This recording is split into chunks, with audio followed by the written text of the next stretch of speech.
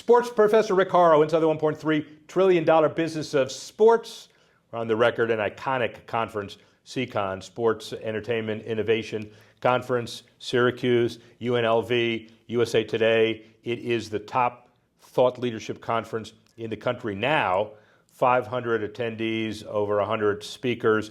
This conference is taking off, and with the maelstrom and turbulence of the business in all aspects of it, you need some people to get together and try to figure out rational solutions.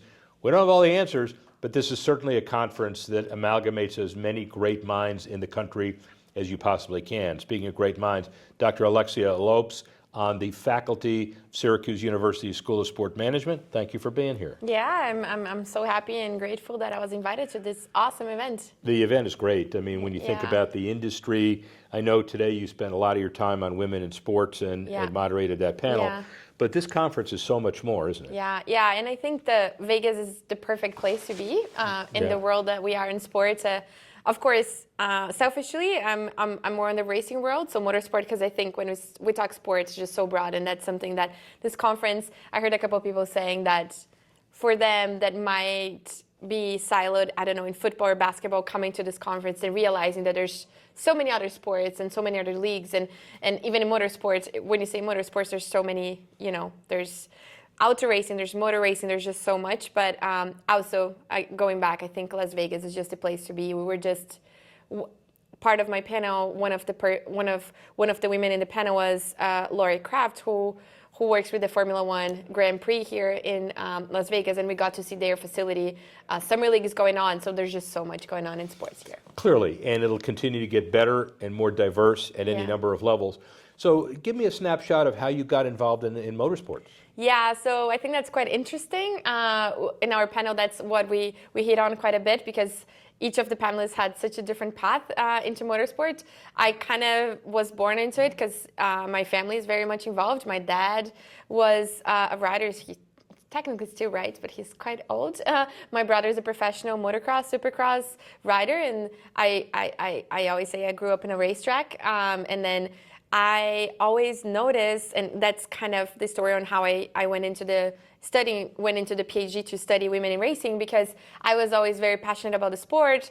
And as a fan, I would go to the races and see that there were a ton of women fans in that space, just like me or my mom and my friends. There were a ton of women on watching the races and cheering for the riders. But then I actually did a lot of career management for my brother. So I negotiated contracts for him with companies like Red Bull, Pirelli, kind of all over, KTM, all over the place. And when I was doing those negotiations, on the business side of things, there was never a woman. So that's where I was like, that's interesting to me. And I've always been a curious person. So that kind of led me into a PhD program to study women in racing. So that's kind of how it all came together. The PhD program, Women in Racing, it's got to be unique.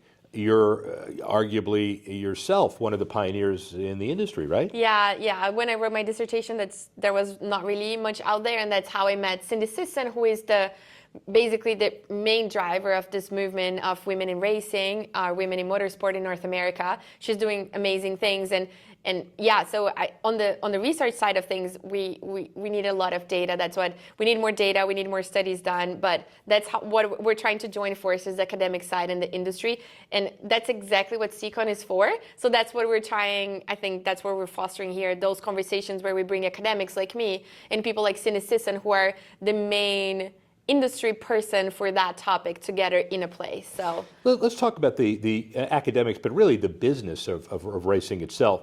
So when you look at the perspective of the titans in the industry, NASCAR, IndyCar, there is a substantial growth of women in the industry, not just the drivers, but the support personnel and the executive side. Yeah, absolutely. And another thing, too, that we've been seeing, I mean, finally more data on that, but on the fan side as well, and that's a conversation I was having with some colleagues here at the conference. We see that the fan base, especially women, who follow motorsport, that number is growing tremendously, especially for Formula One. However, the companies are still not leveraging on those numbers, so they're still not taking advantage of those of that fan base. So one of the things that Cindy and I were talking about, and how can we bring more corporations and how can they better talk to those women fans of motorsport, because that's something new to them, and because motorsport has been for a long time male dominated and so on and so forth, and so the advertisement and all that you've always seen is mostly targeting men, but we see a change in the whole scenario, let's say, not just drivers, we see more women, but we also see executives, as you mentioned, mechanics, team managers, and so on, but also fans. So how do we better serve that environment? Yeah, and again, it is evolving. You take from some of the more specific kind of assumptions, which are more and more corporations want to invest more and more money in women's sports, broadly defined. And on the motorsports side, have the trends also, independent of women or men, how are the metrics with motorsports generally for corporate sponsorship? Stabilized, increasing a little bit? What's the thought? So motorsports are growing, especially as the thing is motorsports is pretty broad. So if we talk about Formula One, that's definitely a growing league, right? But I just had a thought that let me circle back. Sometimes it's hard to talk without having notes in front of you. But what I was going to say, that you were mentioning companies putting more money in women's sports. What is so interesting about motorsports is that there's actually studies done that prove that there's no difference between a man or a woman driving a car. So there's no physiological difference. So that's something that is so unique about motorsports, is the fact that men and women compete in the same race. So that's something, it's not, let's say, an organization putting money into women's sports or men's sports, but it's really putting money into that sport, or, of course, supporting a certain driver, which is a man or a woman. But they're all competing in the same racetrack. So I think that's what is so unique about motorsport. But yeah, that's always the key issue, right? The investment in the women drivers, and that is something that organizations like Women with Drive in North America, they're trying to drive that conversation and bring more corporate sponsors for women drivers and highlight what they are doing. So I think we're in we have great momentum right now. We see that that's definitely increasing. We see there's a way more visibility. And we see shows like the F1 Academy show. We see initiatives also in other countries, like in the UK, there's an initiative called More Than Equal. So we see a lot of momentum right now. And the question is, how do we keep building on that momentum and keep that going? What's the biggest factor for that momentum and to keep it going? Is to generate more corporate support? Is it awareness? What's the main key? Yeah, I would say all of the above. Keep that awareness, and we know that people do want to support and keep it going, because in the summit, the Women with Drive Summit, we see that each year it keeps growing because people are interested in learning more about, and we're finally shedding light to the fact that there are women drivers, but the problem starts much earlier. On the karting space, we see that we don't have such a large pipeline of women coming into the space. So there's also that component of how can we bring more younger girls to start driving earlier on, so we actually increase the bottom line, and instead of just trying to. What's that answer? Yeah, I think there's a cultural shift that needs to happen, perhaps, and I think that's with newer generations we could potentially see that. We know that with racing, there's definitely the price point situations, and it's not a cheap sport. It's not like playing baseball or soccer that you need a ball and you can go out and play. You need a car and you need a mechanic and go out to a track, which can be hard. You got to take time to do that.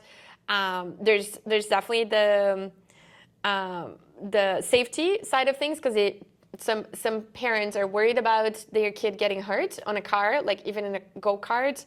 And that's a key thing too between boys and girls. The research shows that parents tend to be more worried about a girl getting hurt than a boy. They would usually, there's that social something that's socially acceptable, let's say, that a boy should go out and take risks, and there's no problem if he gets hurt or whatever. But for a girl, it's more of, no, you got to be careful, you're fragile, and so on. So I think that mentality also needs to shift a little bit as we're thinking about younger girls going to go karting. So your industry, or the growth of women in racing broadly defined, are the big boys, the big girls helping you? NASCAR, IndyCar, Formula One, those organizations, are they providing you support?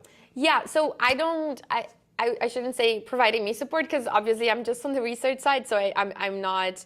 I try to help organizations like WIMNA, which is the Women in Motorsport, but yes, there is definitely a buy-in from the leagues, and we do see there's more awareness in that space, and we see that those organizations want to support.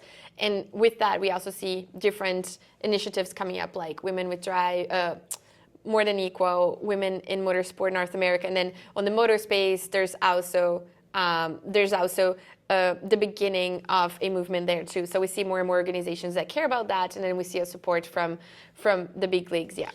From the research side, we've talked about the women and men as co-equal as far as behind a wheel. What is maybe the other or the most common misperception that you have to fight in the industry, that you can fight academically, by research, or otherwise? That's a good question. So that research on men and women being equal behind the wheel, let's call it, that wasn't done by me. It's actually a colleague, and he's done great work. My research is more on the management side. So as I said, when I was working basically as a career manager for my brother, not seeing women on the other side, on the business side of it.